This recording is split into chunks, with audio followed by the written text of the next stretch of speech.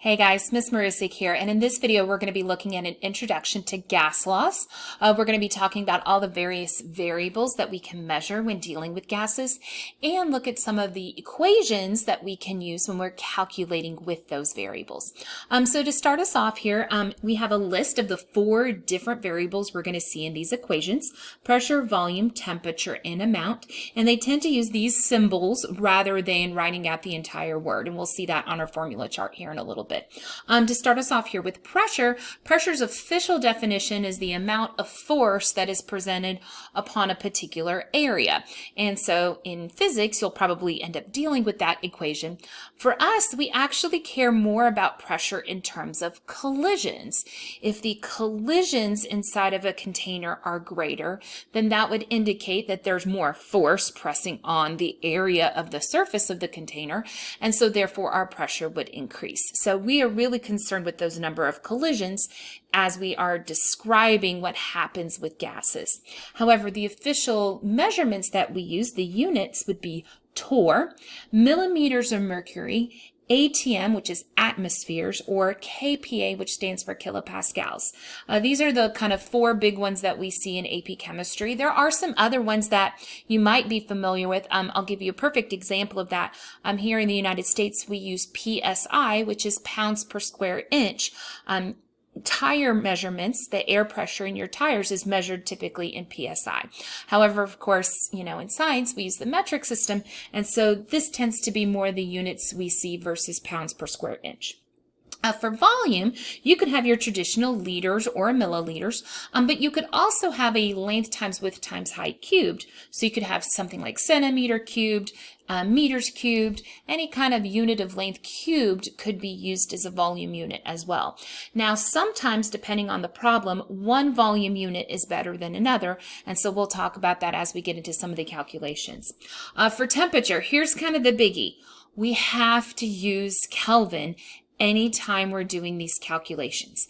Even if the question wants the answers in Celsius, when we set up our calculation, we have to do the calculation in Kelvin. The reason why is because the Kelvin scale has no negative numbers, and so the proportions work out well with the Kelvin scale. If you try and do the proportions with a scale that includes negative temperatures like Celsius, then the proportions don't work out the way they're supposed to. So we have to be really careful about making sure we're converting all of our temperatures into Kelvin when we're doing the calculation. And then last but not least down here, if we're dealing with an amount, we will be dealing with moles. And you notice they use this symbol of N there, so be careful with that. That one's kind of a tricky one that doesn't totally match what you're describing there. So some important things to remember when we're doing all these calculations here with gas laws. First off, the temperature must be in Kelvin units. We kind of already talked about why. Here's our conversion, that adding the 273 onto our Celsius will get us into Kelvin. Also, for most of our calculations, it doesn't matter what units you use for pressure and volume, as long as they're the same unit. There's one exception to that. For Pivnert, we have to be very careful with our volume. We'll talk about that here in a minute. But we do have our equalities that we can use to get back and forth between ATMs, millimeters, mercury, and torr. We do have a couple other pressure conversions here for KPa and PSI, but we won't be asked to convert between those in AP chemistry. So you'll just need to be familiar with these, which are on the formula chart. I'll show you where here in just a moment. We also sometimes are presented with data in terms of STP. Remember, STP stands for standard temperature and pressure. And when you're talking about gases, that refers to 0 degrees Celsius or 273 Kelvin, and 1 atmosphere of pressure. Now, that instead of saying 1 atmosphere, you could say 760 millimeters of mercury, or you could say 760 torr, depending on what unit you needed. Now, I will tell you this, all of those are on our formula chart. On our formula chart, there's a whole entire section devoted to gases, liquids, and solutions. And conveniently, a lot of the things that we are talking about are on this section. For example, here's our Kelvin equals degrees Celsius plus 273 conversion. And then also over here on the side, we see our pressure equalities. 1 ATM, 760 millimeters mercury, 760 torr, and we also see our STP conditions. So keep in mind that a lot of that is on here. You don't have to memorize it. It's there for you to use. Now, one last thing, if a problem ever mentions that we have a rigid container, what that means is that the volume of the container is assumed to remain constant. So we don't have to worry about those conditions changing on us where we would have an initial and a final volume. So with all those variables, obviously, we can have those variables involved in some formulas. And the first of those formulas is something called the ideal gas law, which equation is PV equals nRT. And hopefully you recognize some of the variables from up above. We have pressure, volume, number of moles, and temperature in there. We also have this R variable here. We'll talk about this here in just a moment. So the reason why we use this equation is often if we're trying to figure out one of these variables and we have all the rest of them. So maybe we don't know the volume, but we know pressure, number of moles, and temperature. We can use this equation to solve that unknown volume. The key thing that's happening with this equation is that conditions will not be changing. You're not going to have an initial pressure and a final pressure, or an initial temperature and a final temperature. You're only going to have one set of conditions here, and that's our key kind of recognition that we're using ideal gas law. Now, something a little quick here about R. R is referred to as the universal gas constant, and it too has some units. You notice here are our variables that we could use to plug in for R, our three different values here. By the way, all three of these are on our formula chart. So first off, PV equals nRT is over here on the formula side of this. But if I look over here under gas constant, here's where I see those R values listed. Now, one kind of quick thing, first off, you notice on here, they kind of did this where instead of putting these per mole and per Kelvin, they did mole to the negative first, Kelvin to the negative first. So this means exactly the same thing as I have on your notes. But one other thing to point out is that on the 8.314 value, instead of using the liters times kilopascals, they actually have on here joules. That's because those units are equivalent to each other in physics. So kind of keep that in mind. That looks kind of awkward. Most of the time you're not dealing with kilopascals anyway. You're usually dealing with atmospheres or torrs, and so usually it's not a big deal. Kind of going back here, the key thing is about those three is that they have units within them. And so we need to make sure that when we are doing our calculations, that we're making all the rest of the units match up to those units of R. So here's our one instance where we see liters present. So that means for this equation, our volume has to be in liters or it doesn't match up with my R values. Same thing goes for everything else. Usually we pick an R value based on matching up with pressure. So that'll be kind of the deciding factor on which of these I select. So we know that'll match, but we also see that we have Kelvin in here. And so we want to make sure, of course, that that temperature is in Kelvin, just like we would have predicted. All right, we can actually use this formula in a couple different ways. So obviously we can calculate with Pivnert directly if we have moles and we're trying to figure out one of the other variables, but there are some things we can substitute in. All right, so first off, I want to show you on the formula chart here that not only did we have PV equals nRT, but we also had this equation down here that says N equals M over kind of a bolded italicized M. And if I come over here to the side, kind of to my guidelines, it tells me, of course, that N is number of moles. This little m is mass, and this italicized big M is molar mass. Now we have to be really careful in this formula chart because we also have big M that's not italicized and bolded as molarity. So we have to be careful here with this italicized bolded M that we know that that is recognition of molar mass. So what they did is they said, hey, if I know PV equals nRT, and I also have the equation that N equals mass over that molar mass, what if I take this and substitute it in for N and make a replacement there? Well, that's where this equation comes in. PV equals mass over molar mass RT. So you can see they've made that substitution in here pretty easily. So if instead of number of moles, let's say you had a grams of your gas that you're dealing with, you can make in this substitution. Now, could you always take your grams and convert it into moles using molar mass before you plug it into the equation? Sure, you could have done that, or you can use this substituted version. Now, there's one other equation on here, and I want to point it out because you'll notice that it includes D, which is density.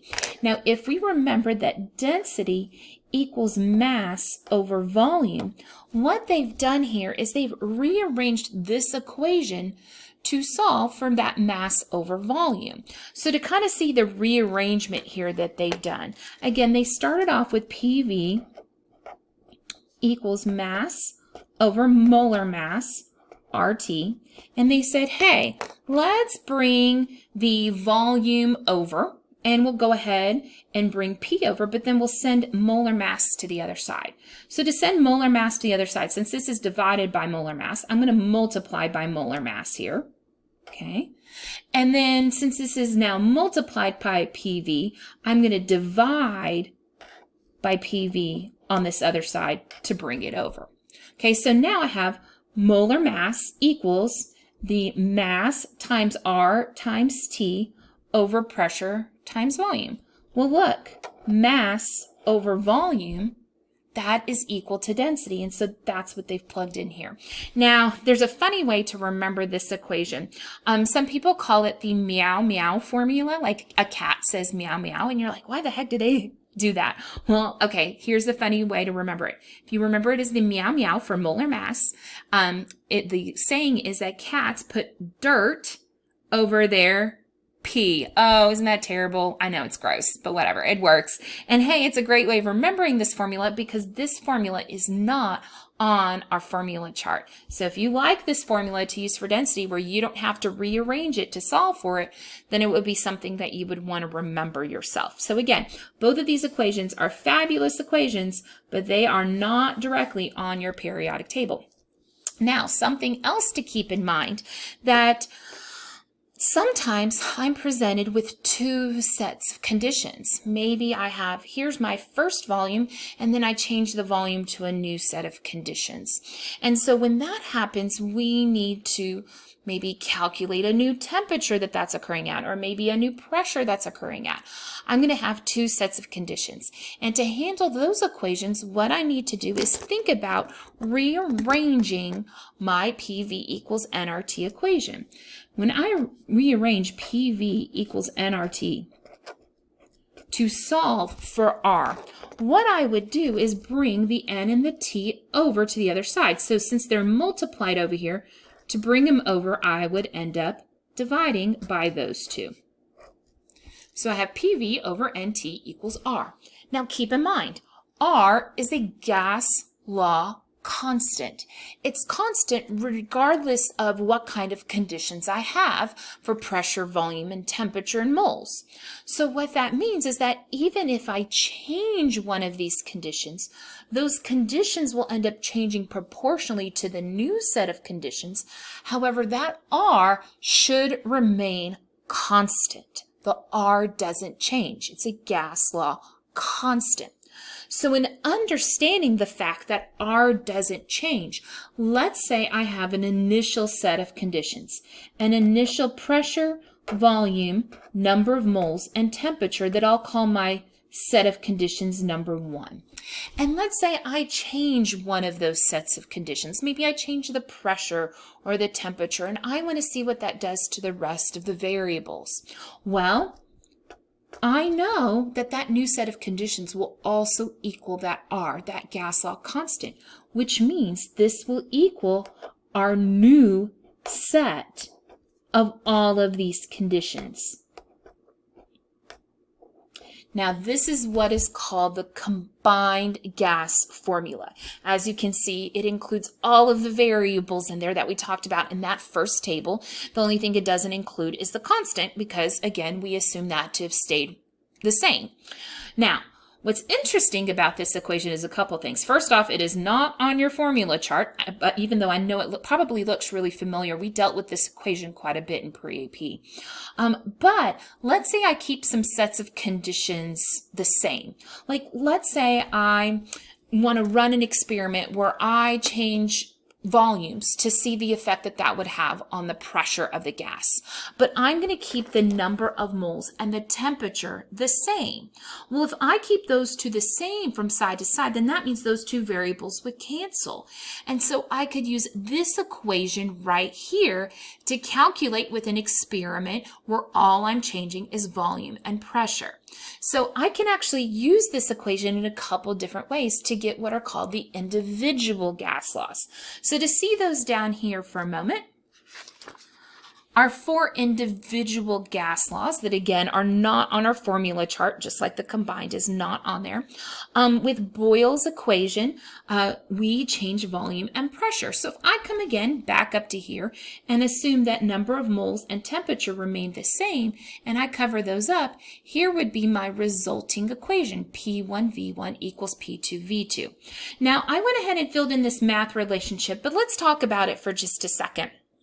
If I take my volume and I make it smaller, think about what that would do to the number of collisions occurring in that gas. If I make that container smaller than it was before, everything's more squished together, those collisions are going to increase dramatically, and that's where our pressure goes up. So if one thing goes down and the other thing goes up, we call that an inverse relationship. Now, Charles's law dealt with temperatures and volumes. That particular type of experiment, what I would do is I would change the temperature traditionally to see what effect the volume would have, making sure to keep my number of moles, my amount of gas, and my pressure, my number of collisions, constant. So here I would be wanting to use a container that can expand and contract in order to ensure that those collisions remain constant. And when we do that, think about what's happening for a minute. As my temperature increases, what that means is that my molecules are moving faster and more crazy. And as they're moving more crazy, they're going to want to spread out. And so as they spread out and all those IMFs have been broken, what's going to happen is as the temperature goes up, my volume goes up. Now, to get the equation that I would use, again, I would come back up to this guy and think about what I kept constant.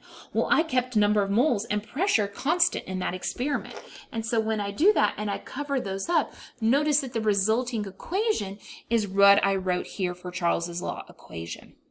Now, Gay-Lussac's law utilizes temperatures and pressures changing. Here I would have some sort of rigid container that could not expand and contract, maybe like some sort of metal canister or something like that, where it's very rigid and it can't do any kind of change in the size. And so I increase the temperature. Well, as I said a minute ago, as I increase the temperature, my molecules move all crazy and much faster than they did before. That's going to want them to spread out. But they can't because that container is rigid. And so what that will do is it'll cause an increase in the number of collisions. So as temperature goes up, pressure goes up, and again, I have a direct relationship. To get my formula over here, just like I did with the other ones, if number of moles and volume are remaining constant, I would come back up to here and cover up those two variables, and I would see that that leaves pressure over temperature as my equation for Gay-Lussac's law. Last but not least, Avogadro's law utilizes the idea that if I increase the number of moles, if I put more gas into a container and that container can expand, then I would see a growth in the size of that container. I mean, it seems kind of silly, but if I blow more air into a balloon, then the size of the balloon is going to get bigger. However, in doing that, we assume that the pressure and the temperature are remaining constant. So as always, what I would do is cover up the two variables that stay constant here, pressure and temperature. And as I do that, I get that resulting equation of V1 over N1 equals V2 over N2. Now, one last thing I want to point out before we flip to the next page is that notice that all three that ended up being a direct relationship with each other all ended up divided back up here in that combined equation. However, the two that were inverse with each other, the pressure and the volume, up here were multiplied in that original equation. So be very careful. Not everything is a divided proportion. It depends on if it's a direct relationship or an inverse relationship. So we got to be really careful with that. All right, looking at the next page, you will see some graphs that help represent Boyle's, Charles, and Gay-Lussac's law. Here with pressure and volume, that's our one that was inverse. So what happens is as the volume increases, the pressure gets smaller and smaller and smaller, but it's kind of like a never-ending thing. You're never going to cross over that axis. So we end up with a curve here versus a clear defined line. So be really careful with that graph because it is curved and that throws people off. Our other two graphs, however, Charles and Gay-Lussac's, eventually, if the temperature does reach absolute zero, the idea is that the gas would have no volume or pressure if the gas was ideal. Now, obviously, gases aren't perfectly ideal. Their molecules do take up some space. They're not completely empty space. So we're going to veer off a little bit from this ideal behavior. But one of the interesting things about these two graphs is if you ever have wondered, how in the world do we know that absolute zero is negative 273 degrees Celsius? Like, how did we come up with that number? Ironically, it has to do with gas law graphs. People conducted those experiments to kind of see, hey, let's trend back the volume and the temperature and kind of extend our graphs and see where they cross over. And when they originally did these, they did them in Celsius. And what they saw is that eventually it always crossed back over this magic number of negative 273. Their graphs always trended back to that number. And so that's how they came up with that particular value. Now, there is one more part to Avogadro's law, just besides I blow more air into a balloon and the balloon gets bigger. It says here that Avogadro's law states the volume and the amount of gas vary directly when the pressure and temperature are constant. But the other part is that equal volumes of gases at the same temperature and pressure contain equal numbers of particles, moles, even if the gases are different. Now you're thinking, okay, what does that exactly mean? That's a lot up there. Okay, let's talk about it in terms of this picture down here. So what we are presented with here is a canister of helium, a canister of nitrogen, and a canister of oxygen. You notice that in each of these, they put 1 mole of gas. Each of these were at the same pressure and temperature conditions, and you'll notice that they all occupy the same volume. It didn't matter which of these 3 gases I had, as long as the pressure, temperature, and volume conditions were consistent, the number of moles was also consistent. You can see all of these contained exactly the same number of gas particles. And the reason why they said particles is obviously that could mean molecules in the case of N2 and O2. Here with helium, we just had atoms. So we kind of have to be careful there. However, what is different is the mass of each of these containers, because obviously if they hold 1 mole each, then you would have your molar masses down here for the grams. And also there's some slight differences in the density. And that has to do with the size of these molecules themselves. You notice the smallest particle by mass has the smallest density, and the biggest particle by mass has the largest density, the largest grams per that volume. Okay, so even though the mass and the densities are different, all of these other variables are the same. Now, here's where that's helpful. First off, it doesn't matter what gas I have. All those equations that we talked about on the previous page, I can use them for any gas. Doesn't matter. The other really helpful component to this has to do with this magic number that you see right here. I know a lot of us recognize that 22.4 liters as being the molar volume of a gas at STP conditions. So the reason why the conversion of 22.4 liters per mole of gas works for any gas, as long as the conditions are at standard temperature and pressure, which is what we saw in this chart down here. The reason why that works is because of Avogadro's law. So kind of keep that in mind that, it doesn't really matter on a lot of these problems what gas we have. We can still calculate them in exactly the same way. All right, with that said, in our next video, we're going to look at how to calculate with some of these formulas. In the meantime, if you have any questions or need any help, please feel free to email me. Bye, guys.